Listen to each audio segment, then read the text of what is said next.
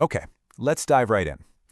Have you ever been standing in the grocery store and wondered, what if the price you're about to pay for that carton of eggs is different from the price your neighbor pays? Well, what used to be just an online shopping thing is now, literally, walking down the aisles of your local store, all thanks to some really clever new technology. So let me ask you this. What if the price of milk could change by the hour? Or maybe it changes based on whether it's sunny or rainy outside. This isn't some sci-fi movie plot, it's a thing called dynamic pricing, it's happening right now, and believe me, it is just the beginning. To really get what's going on, we got to get two key terms straight. First, you've got dynamic pricing. That's when the price changes for everybody based on stuff like demand. Think of it like surge pricing for your groceries. But then there's personalized pricing. And this is where it gets really interesting because the price changes just for you based on your shopping habits, your location, you name it. Right, so you might be thinking, how on earth is this even possible in a physical store? Well, the answer has been quietly showing up on shelves, electronic shelf labels. These little digital price tags are replacing paper, and they are changing the entire game. I mean, just think about the old way of doing things. According to the grocery giant Kroger, just to change all the little paper price tags across one single store can take an employee up to 2 full weeks. That is a huge amount of time and labor.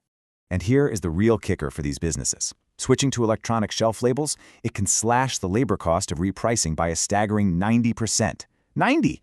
What used to take weeks of tedious work can now happen instantly with the click of a button. So you can see why retailers are jumping all over this technology.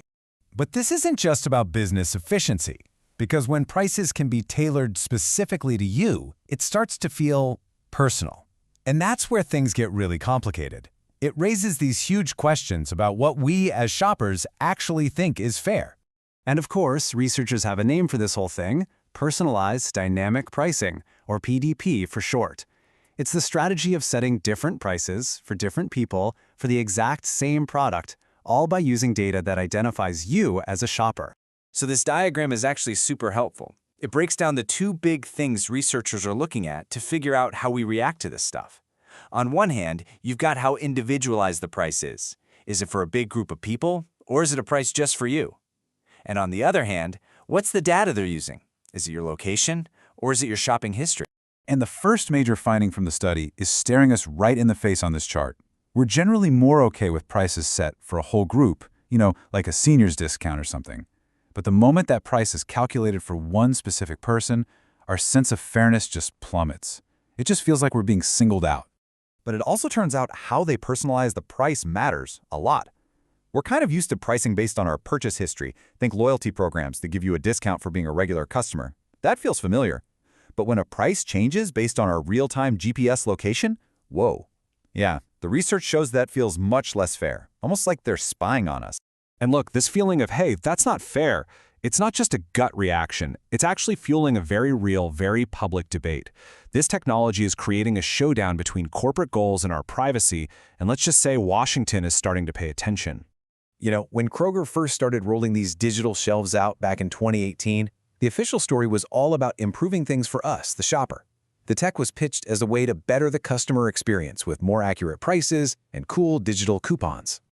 But you fast forward to August 2024 and, wow, the whole conversation has completely flipped.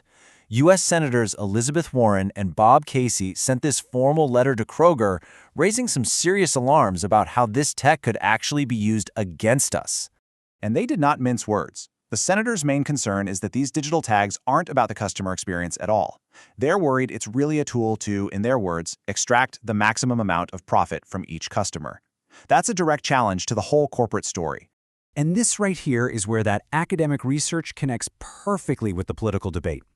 Look at this graph. As you move from left to right, people's concerns about their privacy get higher and higher. And notice what happens to their perception of fairness? It just drops. For people who are really worried about privacy, it doesn't even matter how the price is personalized. It all starts to feel equally unfair. So, where does all this leave us? Well, we're standing at a crossroads where technology, psychology, and profit are all colliding, right there in the grocery aisle. The future of the simple price tag is, well, anything but simple.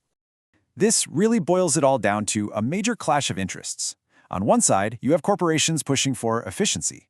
We're talking huge savings and total price control. But on the other side, you have our gut feelings about fairness and this growing unease about how our personal data is being used to set the price of milk and bread. So in the end, it leaves all of us with a really tough question to think about the next time we go shopping. The same technology that can offer you a special discount on your favorite coffee could also be used to figure out the absolute maximum price you're willing to pay for it. So, is a personalized discount really worth a personalized price hike?